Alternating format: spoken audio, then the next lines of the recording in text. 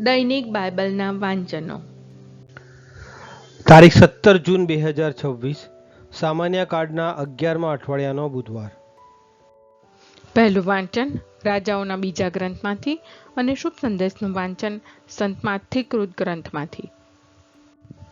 પહેલું વાંચન રાજાઓના બીજા ગ્રંથમાંથી અધ્યાય 2 કડી 1 અને 6-14.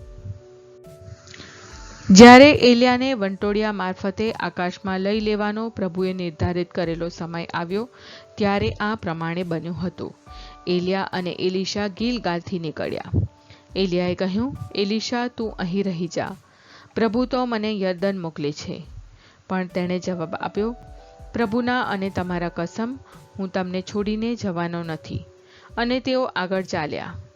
નબીઓના સંઘના 50 જણ તેમની પાછળ પાછળ ગયા, અને તે 2 યર્દન નદી પાસે ઊભા રહ્યા ત્યારે દૂર ઊભા જોવા લાગ્યા. એલિયાએ પોતાનો જબ્બો લઈ તેનો વીંટો વાળી તેના વડે પાણી ઉપર ઘા કર્યો, અને પાણી જમણી અને ડાબી બાજુ વહેંચાઈ ગયું, અને તે બંને જણ કોરે પગે નદી ઓળંગી ગયા. તેઓ સામે પાર પહોંચી ગયા ત્યારે એલિયાએ એલીશાને કહ્યું, મને તારી પાસેથી લઈ લેવામાં આવે તે પહેલાં હું તારે માટે શું કરું? તારી શી ઈચ્છા છે? એલીશાએ કહ્યું, મને તમારી શક્તિમાંથી બમણો હિસ્સો વારસામાં આપો. એલિયાએ કહ્યું, તારી માંગણી મુશ્કેલ છે. મને તારી પાસેથી લઈ લેવાતો જો તું જોઈ શકીશ તો તારી ઈચ્છા પૂરી થશે, પણ જો તું જોવા ન પામે તો એ પૂરી નહીં થાય.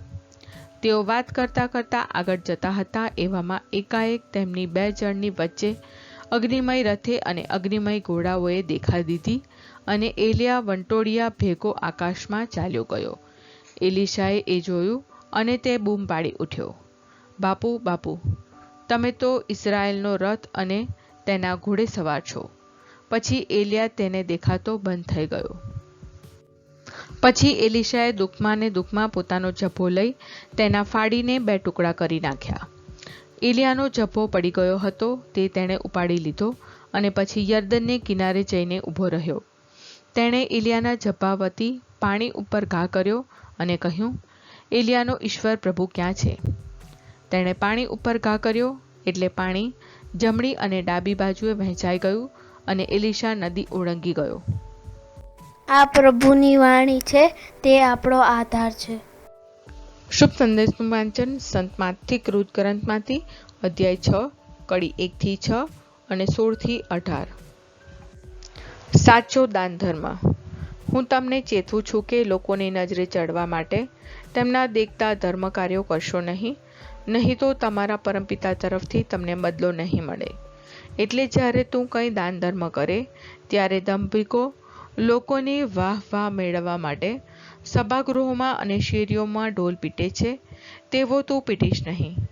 હું તમને ખાતરીથી કહું છું કે તેમને તેમનો બદલો ક્યારનો મળી ચૂક્યો હોય છે. પણ જ્યારે તું દાન ધર્મ કરવા બેસે ત્યારે તારો જમણો હાથ શું કરે છે એની જાણ તારા ડાબા હાથને થવા ન દઈશ.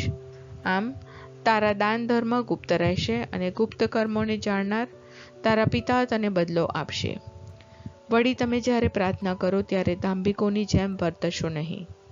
એ લોકોને સભાગૃહોમાં અને શેરીઓને નાકે ઊભા રહીને પ્રાર્થના કરવી ગમે છે, કારણ તો જ બધા તેમને જોઈ શકે ને. હું તમને ખાતરીથી કહું છું કે તેમને તેમનો બદલો મળી ચૂક્યો હોય છે. પણ તું જ્યારે પ્રાર્થના કરે ત્યારે તારી ઓરડીમાં જઈને બારણા વાસજે, અને એકાંતમાં પણ વસનાર તારા પિતાની પ્રાર્થના કરજે. એકાંતની વાત જાણનાર તારા પિતા તને બદલો આપશે. સાચો ઉપવાસ. વળી જ્યારે તમે ઉપવાસ કરો ત્યારે દાંભિકોની પેઠે ઉદાસ દેખાશો નહીં. તેઓ તો લોકોને પોતાના ઉપવાસની ખબર પડે એટલા માટે મોઢું વરવું કરીને ફરે છે. હું તમને ખાતરીથી કહું છું કે તેમને તેમનો બદલો મળી ચૂક્યો હોય છે. પણ તું જ્યારે ઉપવાસ કરે ત્યારે માથામાં તેલ નાખજે અને મોં ધોજે, જેથી તે ઉપવાસ કર્યો છે એવું લોકો જાણવા ન પામે. ફક્ત એકાંતમાં પણ વસનાર તારા પિતા જાણે. એકાંતની વાત જાણનાર તારા પિતા તને બદલો આપશે. આ પ્રભુની વાણી છે, તે આપણો આધાર છે. પ્રાર્થના. ઓ મારા પ્રભુ ઈસુ, હું મારા પાપો માટે પસ્તાવો કરું છું. મારા પાપો માફ કરો. મારા હૃદયમાં આવો. હું તમને મારા પ્રભુ અને તારણહાર બનાવીશ. આમેન. પ્રભુ તમને સુખી રાખો અને તમારી સંભાળ રાખો. પ્રભુની તમારા ઉપર કૃપા દ્રષ્ટિ અને મહેરબાની હો. પ્રભુની તમારા ઉપર પ્રસન્નતા હો અને તે તમને શાંતિ બક્ષો.